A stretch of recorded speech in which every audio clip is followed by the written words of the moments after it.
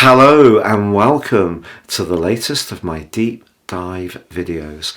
Today I'm going to explore a truly exciting event, the first of two Aries new moons which occur this year.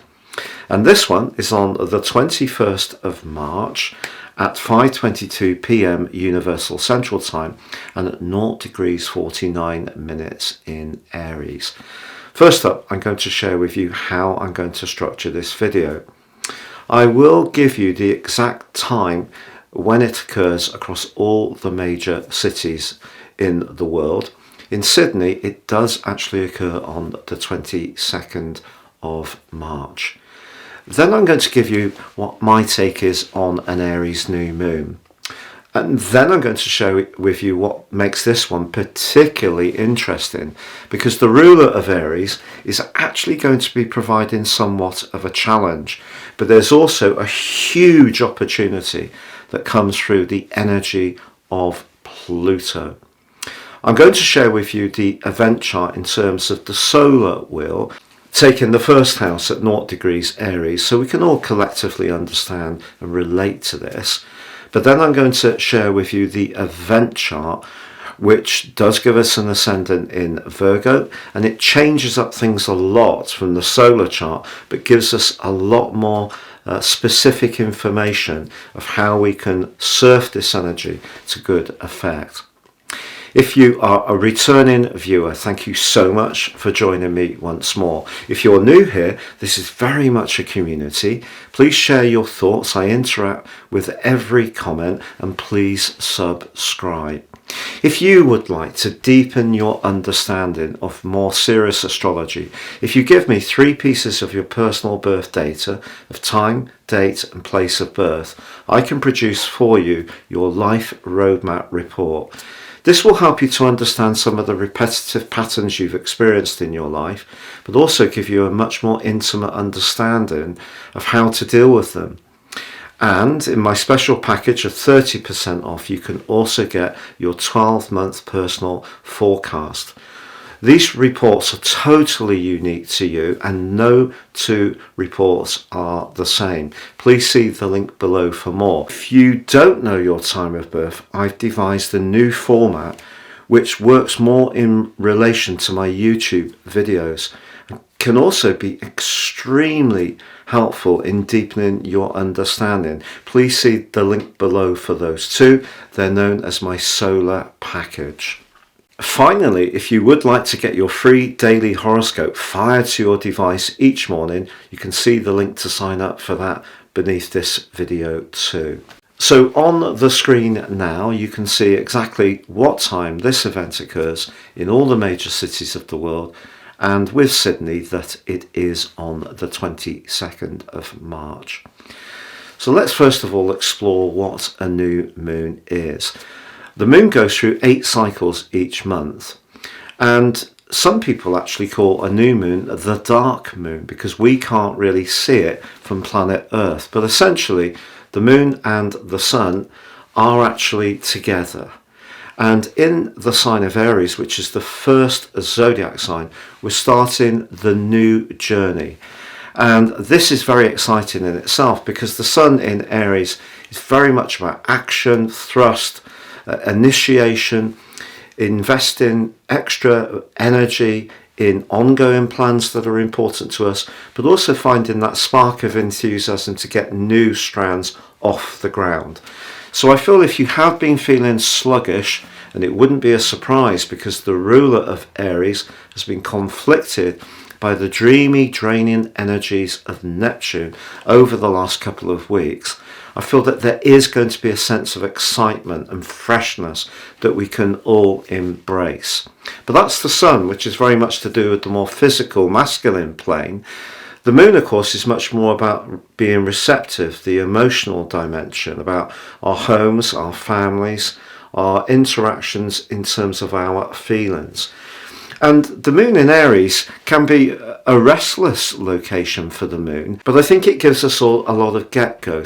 So this can be a chance to get on the front foot and really embrace the things that give us a sense of motivation and drive, but we need to find the balance between being active but also listening to our instincts, which is the moon. If we get that balance right together, then we can really work with this fire energy through the rulership of Mars in a proactive way. But what makes this particular new moon more interesting is the ruler of the sign of Aries, Mars, is so late in its journey through the sign of Gemini, it's actually squaring the position of the sun and the moon. So this is known as a dissociate square. If Mars was a little bit further forwards, which it will move into on the 25th of March, the sign of Cancer, it would be more accurately a straightforward square. So it's a dissociate square. But what Mars in the sign of Gemini is very much about is being reactive. It's about being quick-witted, moving a lot, and it could see us pitch into situations in quite a thrusting and direct way, which could be beneficial, but we have to just be aware that the square between Mars, the sun and the moon can make us almost too impulsive, and we can sort of rattle into a situation, not think it through in a very careful way, and that's when we could come up against some kind of obstacle or frustration which we may find hard to really relate to, so it can see us getting a bit steamed up. And also because Mars is so close to the sign of Cancer, where it moves on the 25th, that's a sign that it is in its fall. So that's not one of Mars's best locations. So we just need to be aware that despite all the impulse to get stuck in, make things happen, be very dynamic, Mars could see us rush the whole process, and that actually could lead to some kind of mishap that's not so positive. Now, ironically, Pluto, the planet of change, truth, transformation, is so much towards the end of the sign of Capricorn. It's actually forging on its anaretic point, so it's on its 29th degree. It's actually forging a really positive sextile to the sun and the moon. So I feel that we've got to think of that position as really being virtually Aquarius, which is where Pluto moves on the 23rd, so just 2 days after this event. And because the 29th degree is very important in astrology, it's very fated, and it's also in terms of the 12th harmonic, micro-ruled by the sign of Sagittarius. So it is quite restless, it's moving, and of course that's a fire sign, which links in with the fire and energy of the sun and the moon. So that position of Pluto is hugely transformational, and it gives us a lot of power potential to take a lead, work with other people collectively, but we have to do it in the right way, because Pluto energy can really come unstuck if we do things purely for our own benefit. But the ironic thing is that despite the fact that the sun and the moon will love that angle to Pluto and struggle with the angle to Mars, Mars and Pluto themselves are in what's known as a quincunx, and that is quite a challenging energy. And it's an energy that's been playing out a lot over the last 3 or 4 months, if not exactly, but within a few degrees, when Mars reached the furthest point, which was towards the end of October in the sign of Gemini before the retrograde began. We really had that energy pulsating around then.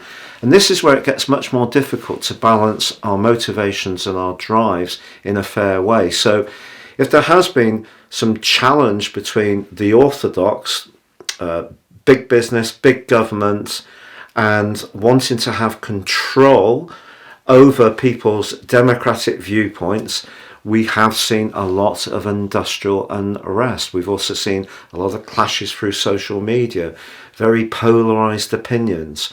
Now that Pluto is just on the cusp of moving into Aquarius, we can get some more joined up energy. Also, Mars is now out of its post-retrograde shadow. That happened on the 15th of March, and some of the frustration which is manifested itself ever since it came to the end of its retrograde on the 12th of January, that can start to shake out too.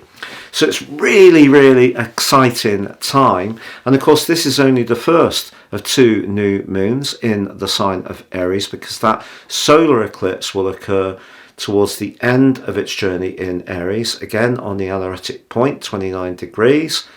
But that one will actually square up with Pluto. So that's really interesting. Also on this event, Mercury, just showing on the screen now, is pretty close to the Sun and the Moon, but not so close to actually lose its potential to be a bit more detached and bring some sharpness and some logic to the thrust and that need to listen to our hunches and just go for it in an exciting and direct way, which I feel with Mars in the mix is very possible. The other aspect, just to shout out, I feel that's important, is that if we look at Jupiter, which obviously is in the sign of Aries too, even Chiron, they're both in a sextile with Uranus. And Uranus in the second solar house means that where we initiate, where we're prepared to invest in our talents, creativity and flair, it's possible that if we try something that's brave and different, there could be some kind of financial reward, which is really exciting. Now then, let's just look at the natal chart on the screen now. And what makes this really interesting, as I mentioned before, the ascendant is in the sign of Virgo, which can be to do with being ordered, structured, focusing on details, being discriminating, looking to provide services to others, looking after our physical welfare.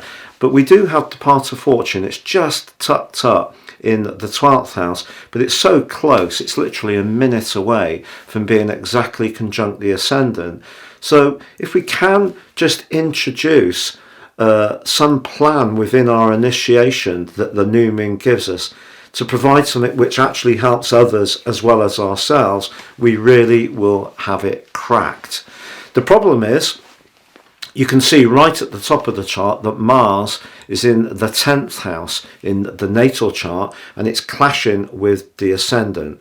So even if we want to try and focus on the things that are important to us, it's how we articulate and ventilate our ideas, because Mars is very much to do with the expression of individuality. In the 10th house, it is about raising our profile. It can be more to do with ego. However, Mars, of course, does square up with that position of the moon and the sun, and they're in house 7. So to me, that points towards there could be some relationship tensions over the next month, even if we have that opportunity to be fresh, get in on the front foot, being more experimental, and most of all, listening to our hunches, which is always important with Aries. Aries people get a lot of stick, I feel, for being impulsive and maybe losing a bit of interest once they've initiated something. But Aries people have the courage to get us all going. Without Aries, there is nothing. This is the start of the cycle. And they do listen to their gut instincts. If you are an Aries, you really will relate to what I'm saying, that if something feels right, it gives you the confidence to really be dynamic. If it doesn't feel right, you can lose that impulse. However, we do have that position of Pluto in the 5th house. So that's really healthy, I feel. So the Pluto moon sun position can be of great assistance in terms of relating to people, the 7th house, interacting with others, but about the things we're really passionate about.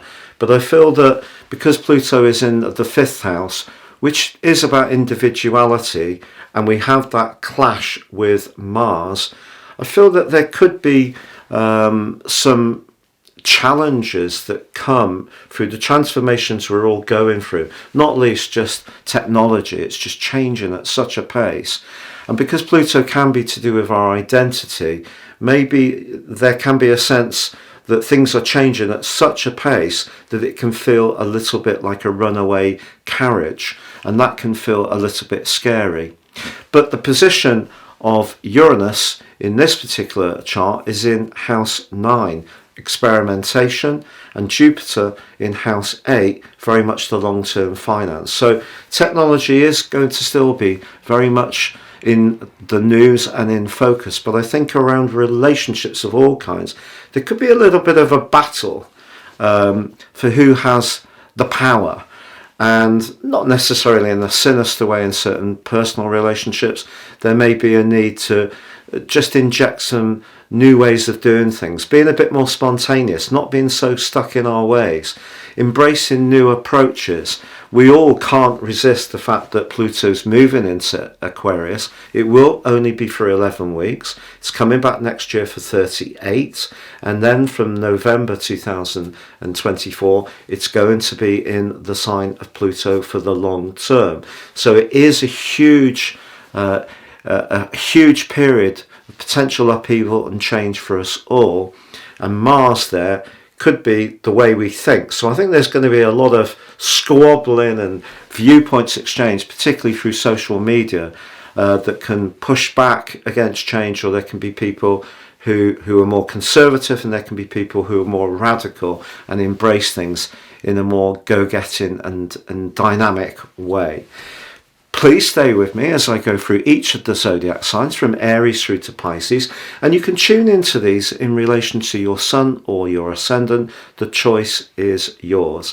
So Aries, for you, this is a wonderful time to give yourself a really good makeover, and you can really be quite inventive about how you go about this. It doesn't necessarily have to involve an awful lot of investment. You know, you could get a friend to colour your hair, or perhaps just have a little bit of a clear out of your wardrobe and see if you can either donate or sell off unwanted items, and that can free up a little bit of capital to reinvest and give yourself that sense of a new, fresh beginning. But also in your physical world, you may just want to give yourself a major spring clean. And even if you're in the southern hemisphere, just having a shake up, refreshing things can actually be something that's very invigorating for you. Because Pluto for you is on the cusp of your 11th house, it could be your friendship group that is going to change. But because you still have Neptune and of course the rather critical energies of Saturn now in your 12th house, I feel that if new things come along, there could be some parts of your existence or some people from your existence that are going to make way. But these two lunations in your sign this year, plus the North Node arriving in Aries on the 13th of July, do give you a huge opportunity for a big restart, a reset in your whole existence. So do embrace it with a relish. Now Taurus, for you, the combination of energies in the sign of Aries is much more to do with the spiritual dimension, to do with how we feel at a deeper level. It can be our shadow side, the part of us that we're not so comfortable to look at. We may not even always be aware of it. Sometimes it can be how other people see us, and we're completely unconscious about that.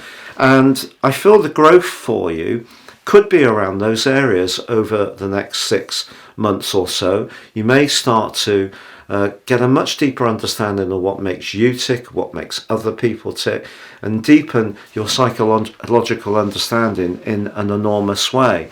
But the 12th house, where this new moon occurs, can be about hidden enemies. So there could be some people that come into the open over the next few weeks who don't necessarily show their hand in a very obvious way, but you can just feel that you can get tripped up by just people seeming to block or inhibit your progress. Luckily, with Venus in your own sign, very close to the North Node, there's still a lot of your innately sensual energy that you can bring to play in a positive manner.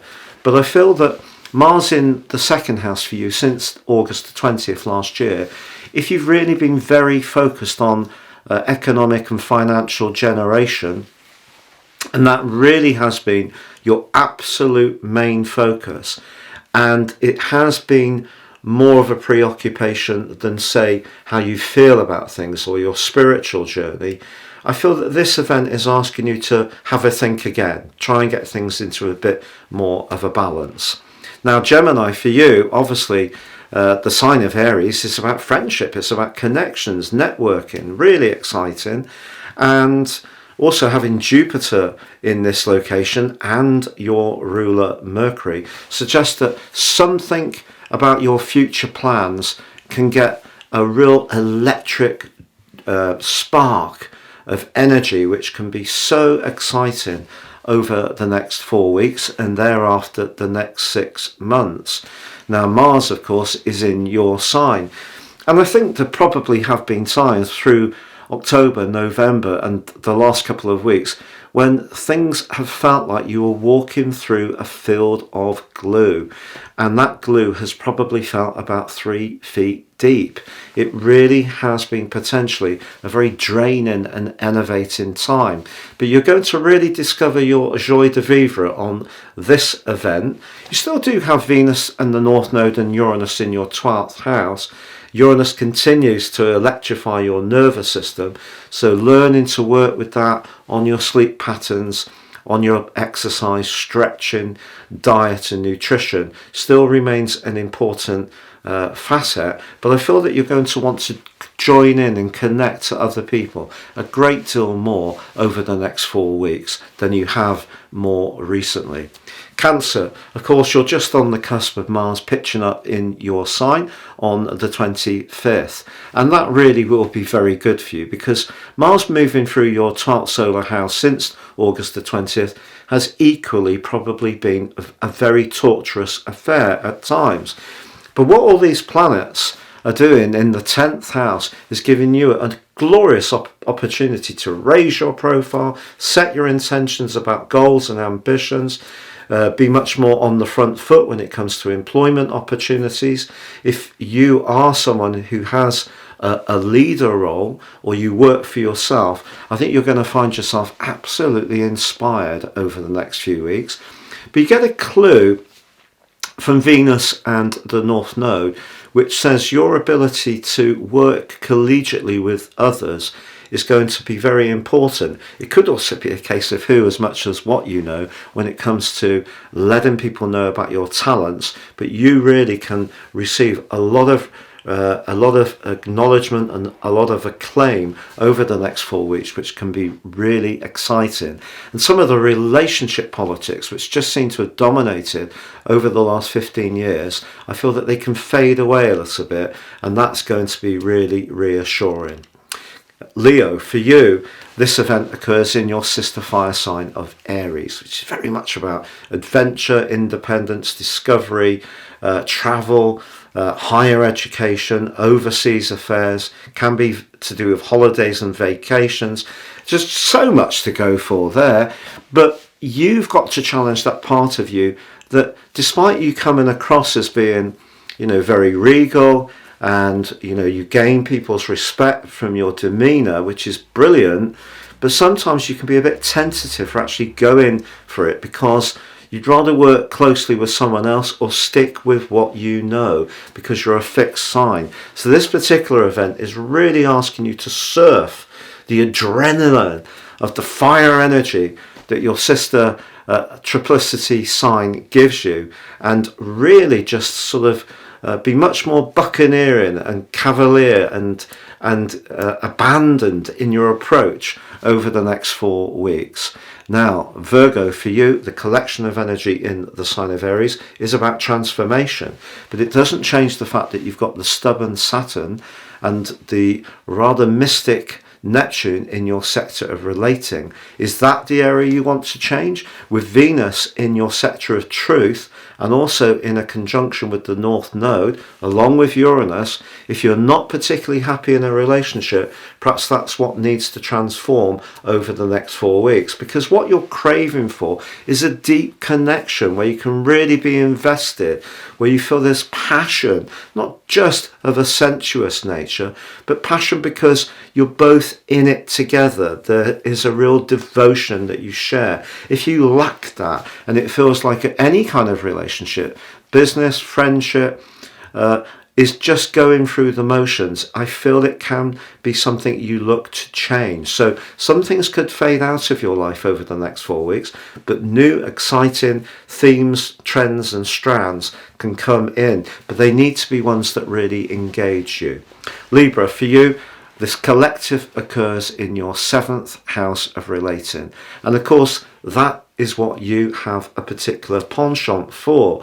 So the chances are that you can have some brilliant interactions with people over the next 4 weeks. How do you handle the Mars? Well, actually, in a funny way, Mars, if we think about it being on the 10th house cusp in Cancer, will give you a little bit more singular mindedness when it comes to going for what you want, which can balance that part of your nature that can be a little bit too given at times. So a great balance between thrust and you taking the initiative around relationships, but also demonstrating your natural leadership talents too.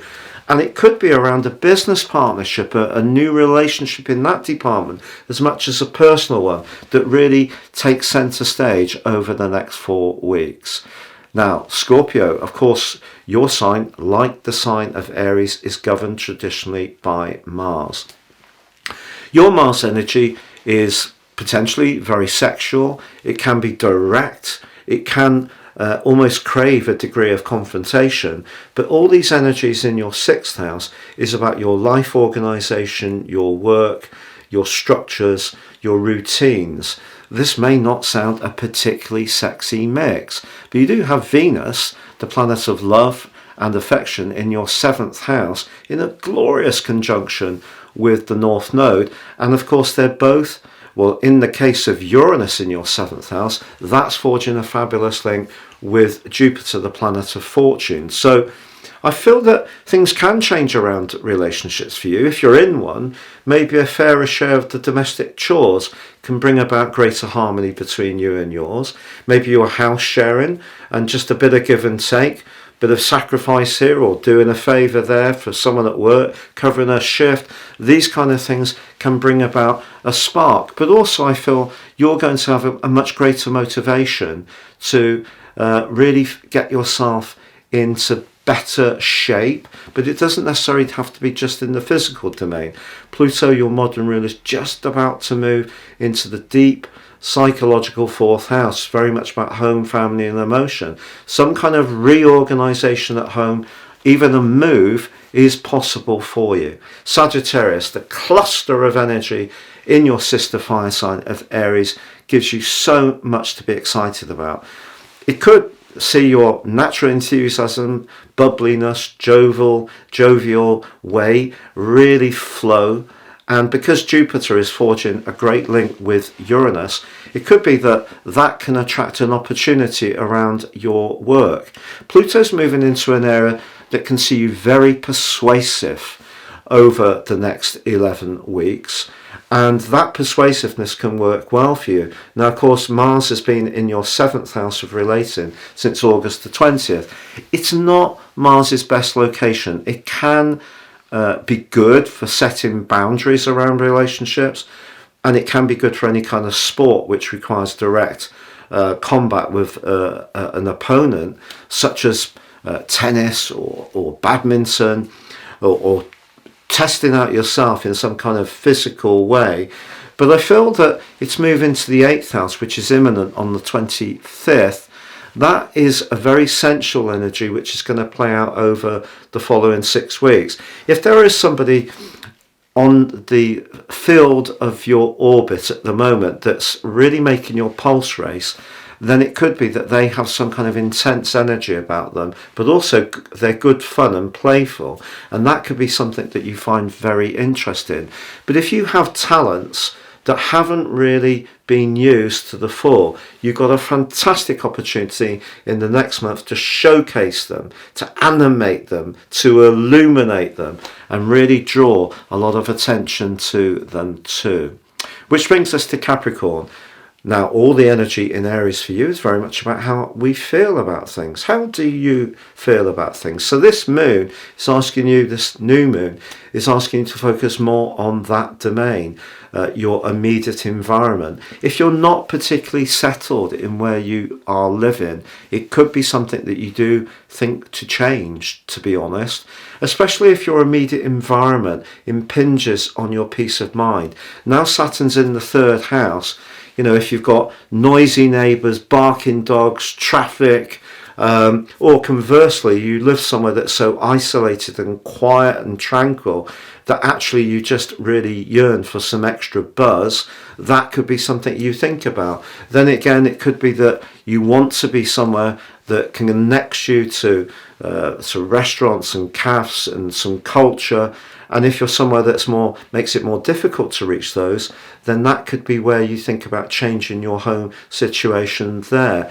Some Capricorn people with Venus in the node and Uranus, all in a very creative and exuberant part of your scope, could play mine host. So don't be surprised if you invite some of your favourite people around for a meal, or to spoil someone just for a lovely evening, and it could be very bubbly and very comforting for you. You may even invite someone around that you strongly are drawn to and cook them a really delicious meal.